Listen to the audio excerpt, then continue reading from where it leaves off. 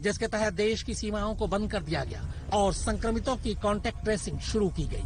वहीं दूसरी रणनीति ये रही कि परिस्थितियों के हिसाब से प्रतिबंधों में छूट दी गई। 7 हफ्ते के सख्त लॉकडाउन की हर हफ्ते समीक्षा की गई। वहीं तीसरी रणनीति के तहत वायरस के रोकथाम के लिए बड़े पैमाने पर इंतजाम किए गए। फिजिकल डिस्टेंसिंग पर जोर दिया गया। वहीं आइसोलेट और क्वारंटीन लोगों की जांच और देखभाल की गई। इसके बाद वहां आखिरी रणनीति अपनाई गई, जिसके तहत देश में सख्त लॉकडाउन का ऐलान कर दिया गया। इमरजेंसी सर्विसेज को छोड़कर लोगों को घरों में रहने की हिदायत दी गई। सभी सार्वजनिक स्थलों को बंद कर दिया गया और सभी तरह की यात्राओं पर रोक लगा दी गई। न्यूजीलैंड की प्रधानमंत्री जेसिंडा अर्डन ने कोरोना के मंडराते खतरे को शुरू में ही भांप लिया था। लिहाजा उन्होंने देश के वैज्ञानिकों पर भरोसा जताया और उन्हीं के साथ इससे निपटने के लिए जुट गई। मेडिकल प्रोफेशनल, साइंटिस्ट और डॉक्टर जैसा जैसा उन्हें बोलते गए, वो वैसा वैसा करती गई। न्यूजीलैंड में 17 दिन पहले कोरोना वायरस संक्रमण का जो आखिरी मामला सामने आया, वो 50 साल की एक महिला का मामला था, जिनका इलाज ऑकलैंड के एक नर्सिंग होम में हुआ।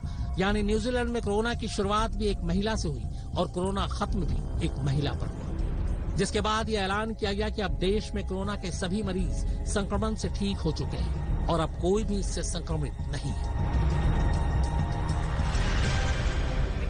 महज 39 साल की जेसिंडा न्यूजीलैंड की अब तक की सबसे युवा प्रधानमंत्री हैं। लेबर पार्टी की जेसिंडा बेहद पढ़ी लिखी हैं, समझदार राजनेता भी मानी जाती हैं और इस महामारी से निपटने के लिए जिस तरह वैज्ञानिकों को उन्होंने फ्रंट लाइन पर रखा और उनकी सलाह पर चली, उससे पूरी दुनिया में उनकी तारीफ हो रही है।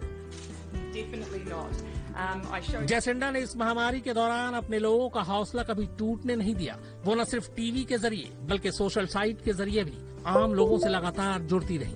वो सीधे अपने घर के लिविंग रूम से लाइव किया करती थी और अपील करती कि लोग लॉकडाउन में परेशान न हो बल्कि उसका पालन करें। अपील के दौरान वो लगातार देशवासियों को एक टीम की तरह जोड़ती और नारा दिया, आवर टीम ऑफ 5 मिलियन, यानी न्यूजीलैंड 50 लाख लोगों की टीम है।